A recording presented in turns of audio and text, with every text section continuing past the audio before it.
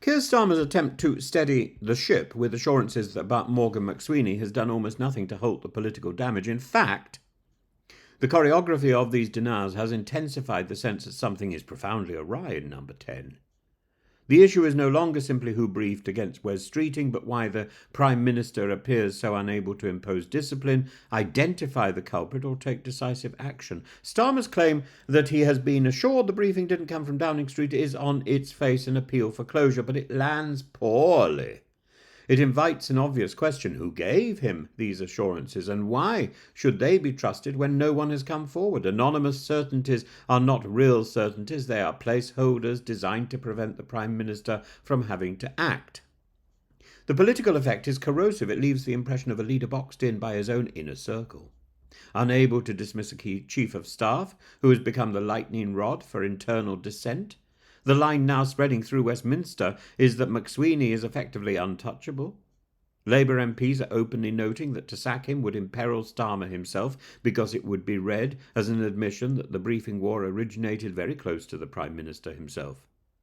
That perception alone is weakening Starmer, regardless of McSweeney's innocence. A chief of staff who cannot be removed ceases to be an aide and becomes a symbol of a damaged political ecosystem. Ministers see it, backbenchers see it, the opposition certainly sees it, the public sees it. The result is a strangely inverted moment.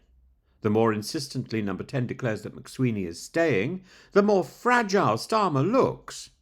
It is the logic of mutual survival. Senior Labour figures can now say privately that the two men are lashed together politically. If one fails, the other may topple soon after. That is not a position any Prime Minister wants to be in 6 months after an election victory. Meanwhile, the absence of any confession from the mysterious briefer fuels suspicion. Politics abhors a vacuum. If nobody steps forward, MPs will fill the silence with their own theories. For many of them, the obvious conclusion is that the culprit must sit somewhere very close to the centre of power, or Starmer would already have dealt with them.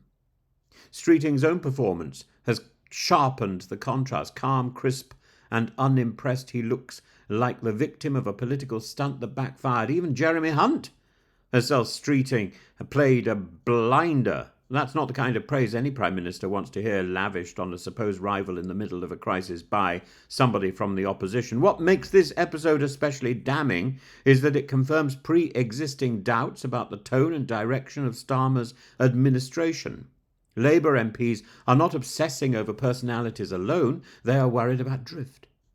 A government that feels besieged internally, unsure of its mission, spooked by polls that show Labour sinking below 20% and unable to convert its large majority into political momentum. In that climate, even a minor internal row can acquire the shape of something larger.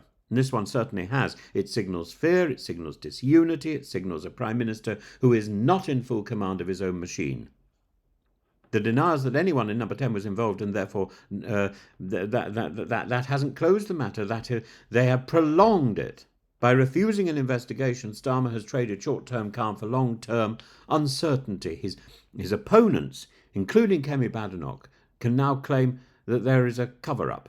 His allies have nothing solid with which to rebut that claim, and the deeper problem, therefore, is one of authority.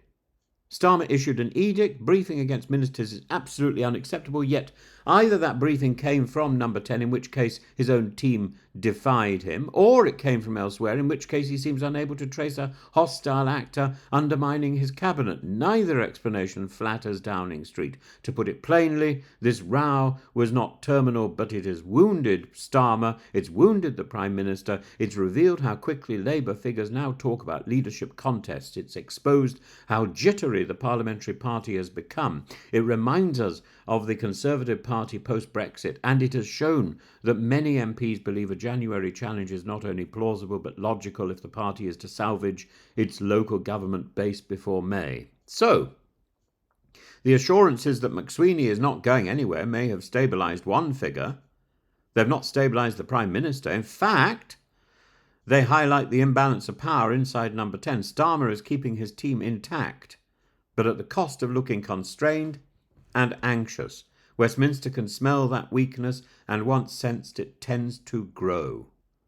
And in this end, This is less about who briefed and more about a Prime Minister struggling to assert control in the place where he should possess it most firmly. Unless he can reassert authority quickly and deliver clear political direction, this will not be remembered as a passing embarrassment, but as the first unmistakable signal that the centre of his government has begun to buckle.